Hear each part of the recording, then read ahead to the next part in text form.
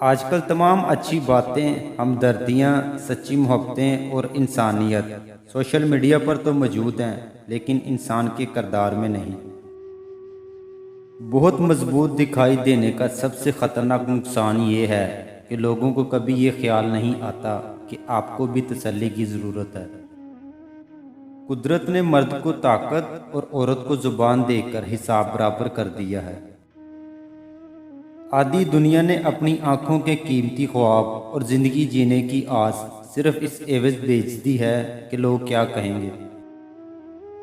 Relation شپ میں رہنا غلط نہیں، مگر اپنا رشتہ اتنا پاک رکھو کہ کل کو اپنی باتیں یاد کر کے شرمندگی نہ ہو۔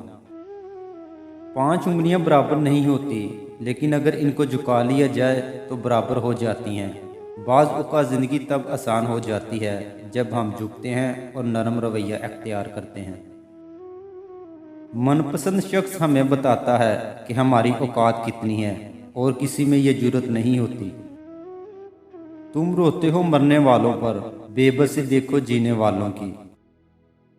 کامیاب ہونے کا ایک آسان طریقہ یہ ہے کہ ہم ان نصیحتوں پر عمل شروع کر دیں جو ہم دوسروں کو کرتے ہیں۔ پریشانی کبھی بھی بڑی نہیں ہوتی جتنا ہم اسے بنا لیتے ہیں۔ کیا یہ بھی سنا ہے کہ اندھیرے نے سویرا نہیں ہونے دیا؟ کبھی بھی کسی کو نیچی نظر سے مت دیکھو، کیونکہ تمہاری جو حیثیت ہے یہ تمہاری قابلیت نہیں بلکہ اللہ کا تم پہ کرم ہے۔ کبھی کبھی کچھ نہ جاننے میں ہی بھلائی ہوتی ہے۔ کچھ چیزوں کی آگاہی انسان کو اندر ہی اندر کھا جاتی ہے۔ انسانوں پر بھروسہ کر بھی لیا جائے تو وقت اور حالات پر نہیں کیا جا سکتا۔ وقت اور حالات وہ چیز ہے جو ہر جذبہ، ہر رشتہ بدل دیتے ہیں۔ اندھیرے اب نہیں ڈستے، اجالے وار کرتے ہیں۔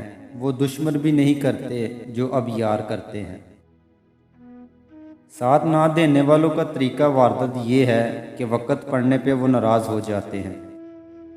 غم نہ کرو، کھوئی ہوئی چیز کسی دوسری صورت میں واپس مل جاتی ہے۔ 4 دن کسی کی بھرپور توجہ پا کر ہوا میں اڑنے سے گریز کریں، کیونکہ وہی شخص اگلے 4 دن میں آپ کو زمین پر پٹک بھی سکتا ہے۔ اور انسان اس وقت تنہائی پسند ہو جاتا ہے جب لوگوں کی حقیقتیں سامنے آنے لگتی ہیں۔ جب ہماری تمنا کے پاؤں حاصل کی چادر سے باہر نکل جاتے ہیں تو ہمیں سکون نہیں ملتا۔ معاشرے میں ظلم و ناانصافی ہو تو 2 قسم کے لوگ خاموش ہوتے ہیں، ایک خود غرض اور دوسرا بزدل۔ اب آپ سوچو کہ آپ کون سے ہو؟ لوگ ویسے ہی ہوتے ہیں جیسے ان کی فطرت ہوتی ہے، بس ہمیں سمجھنے میں غلطی ہو جاتی ہے۔ اس میں قصور ان کا نہیں، ہماری سمجھ کا ہوتا ہے۔ منزلیں کبھی کسی کے گھر جا کر حاضری نہیں دیتی، راستوں پر چلنے سے ہی راستے نکلتے ہیں۔ تکلیف اور پریشانی کا مطلب یہ نہیں ہے کہ خدا آپ سے ناراض ہے۔ جب خدا کسی سے محبت کرتا ہے تو اسے آزمائش میں ڈالتا ہے تاکہ اس کی عاجزی سن سکے۔ عورت کی تعریف مت کرو، ایک کام کرو، کبھی بے وفائی نہیں کرے گی۔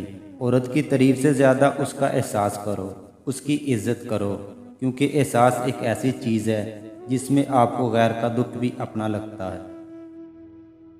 اس وحشی معاشرے کی سنگینی اور بے حسی کی انتہا یہ ہے کہ ہمیں اکثر دوسروں کو کہنا پڑتا ہے کہ میں بھی انسان ہوں، مجھے بھی درد ہوتا ہے، میری بھی عزت نفس ہے۔